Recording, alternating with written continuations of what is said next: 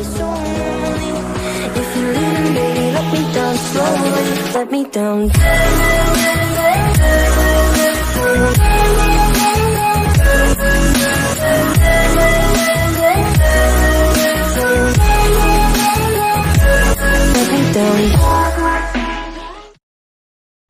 Halo guys, balik lagi sama gua Lucky ID. Seperti biasa, sebelum mulai videonya, buat kalian yang sudah dukung channel ini selama ini, terima kasih banyak. Dan buat kalian juga yang baru gabung, jangan lupa nyalakan lonceng notifikasi dan tekan tombol subscribe ya guys, karena subscribe itu gratis, tidak bayar. Dan buat kalian juga yang sudah donasi, terima kasih banyak, semoga dilancarkan rezekinya, amin.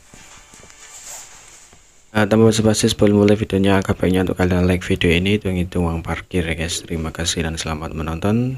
Kita bacain novel Marital Back chapter 5879. Di sini diceritakan sungai ruang waktu yang telah melilit di sekitar tombak naga Azuri dan mengisi dengan kekuatan Kredau tiba-tiba terpisah, yang meraihnya dan melemparkannya ke arah 3 pesudah Yarlot, memblokir semua serangan mereka saat menggunakan tangan yang lain untuk mengambil tombak, mengubahnya menjadi hujan tombak yang menghujani Monaye.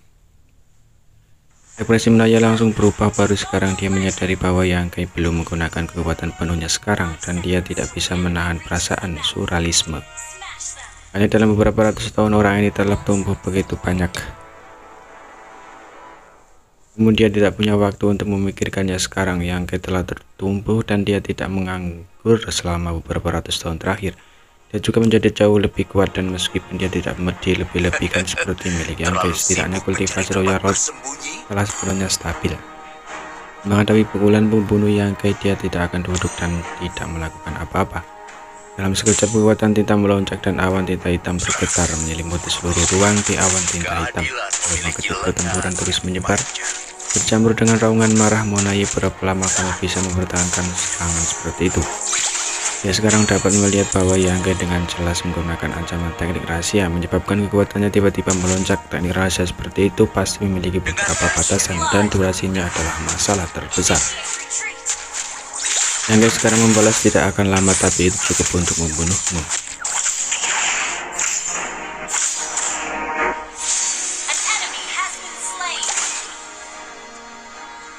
Andita telah berulang kali mencoba menggunakan area 4 gerbang 8 istana untuk menghadapinya. Jadi bagaimana mungkin Yangkai tidak waspada? Faktanya dia bahkan telah mempertimbangkan kemungkinan bahwa dia akan jatuh ke dalam red area sebelum dia bisa menembus No Retreat Pass.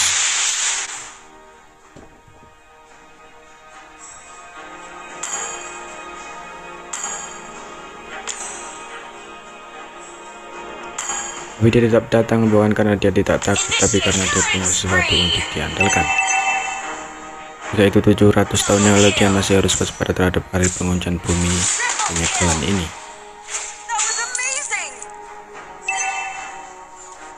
Meminjam pengaruh pasukan ras manusia Yangkai menyebabkan keributan besar di Northern Pass, menahan banyak master klan tinta di sini, dan kemudian menemukan kesempatan untuk melarikan diri dari gerbang domain di wilayah spesial adalah rencana awalnya. Karena itu ketika waktunya tepat, dia akan menyelinapkan Northern Pass sendirian. Jadi bukan karena ini dia hanya bisa berkeliaran di medan perang dan membunuh musuh-musuhnya dengan metode dan kekuatannya. Dia pasti bisa membuat banyak master klan tinta takut padanya. Paling tidak sudah Yarlot yang keluar bertarung harus waspada terhadap serangan diam-diamnya. Alasan utama dia memiliki rencana seperti itu adalah karena strategi yang dia disusun dengan Mijunggung sebelum berangkat. Memang benar bahwa ras manusia telah mengambil banyak keuntungan dari kali dengan ini menyerang Retreat Pass. Di samping banyak sudah Yarlot dikejutkan oleh keberanian Monaye. Jangan panik, Clint akan segera tiba. Semua ras manusia yang telah dievakuasi telah diatur ulang di komentar 3 hari dari Retreat Pass. Setelah pertempuran ini, ras manusia tidak lagi memiliki kemampuan untuk menyerang Retreat Pass. Para prajurit yang terluka membutuhkan waktu untuk memulihkan diri, dan departemen logistik tidak dapat mengimbanginya. Jumlah besar kapal perang yang rusak perlu diperbaiki. Evil Breaking Divine Lance adalah senjata ampuh yang digunakan untuk menangani klan tinta. Hampir pengusir klan tinta perlu disempurnakan untuk memasok seluruh pasukan. Cuma persyaratan ini membutuhkan jumlah besar sumber daya yang mendukungnya. Meskipun saat ini ada 3 juta sumber daya, penambangan kultivator Ode ketiga di medan perang tinta yang luas, akumulasi sumber daya masih akan memakan waktu. Dengan perkiraan konservatif dalam 2 atau 3 tahun ke depan, ras manusia tidak akan lagi memiliki kemampuan untuk menyerang Maori Tunpas. Di sisi lain, bahkan jika kalian tidak mengetahui bahwa ras manusia telah mendirikan kemah 3 hari yang lalu, mereka tidak berani terlalu memikirkannya. Jika pasukan ras manusia mundur, kalian tidak masih bisa mengejar dan membunuh mereka untuk meningkatkan kemenangan mereka. Tapi sekarang setelah ras manusia telah menang, tidak bijaksana untuk mengganggu mereka. Dengan demikian, meskipun ras manusia saling memandang dari posisi yang tidak terlalu jauh, kedua ras itu sebenarnya berhasil bergaul dengan damai untuk waktu yang lama tanpa banyak gesekan. 10 menit setelah pertempuran ini, di suatu tempat di wilayah spesial Ahda dan AR, duduk saling berhadapan menatap ruang kosong di depan mereka. Di bidang penglihatan mereka, sosok berlumuran darah sedang tidur dengan tenang. Kabut darah sudah lama mengering dan mengembun, menyebabkan pakaiannya menjadi sangat kotor. Meskipun tidak ada penyangga, sosok ini masih berbaring miring seolah-olah ada tempat tidur tak terlihat di bawahnya. Dibandingkan dengan tiga spiritus raksasa yang menjulang tinggi ini, sosok ini seperti semut. Sosok ini tidak lain adalah Yangke yang melarikan diri dari Nordic lepas bulan yang lalu. Pada saat terakhir, dia telah menggunakan kekuatan semua waktu untuk memblokir serangan sengit dari 2 raja tingkah dan lusinan raja semua. Senjata gerak daunnya telah terguncang purna. Tidak sampai pihak lain bergegas, Yangke tiba-tiba menyadari kecepatan menyergap sangat cepat, dan dalam sekejap mata ia telah tiba di depan Yangke. Ketika Yangke melihat sosok wajah itu, dia tidak bisa menahan ekspresi terkejut. Orang yang bergegas ke arahnya adalah anggota ras batu kecil, sedikit lebih besar dari ras manusia biasa. Pada pandangan pertama, sepertinya seseorang mengenakan satu set baju besi batu. Apa-apaan ras batu kecil ini? Sepanjang jalan Yangke telah melihat ratusan juta anggota ras batu kecil, tapi tidak satu pun dari mereka yang memperhatikannya. Sekarang dia ada di sini, dan di depannya ini tiba-tiba muncul Yangke tidak tahu di mana dia menunjuknya.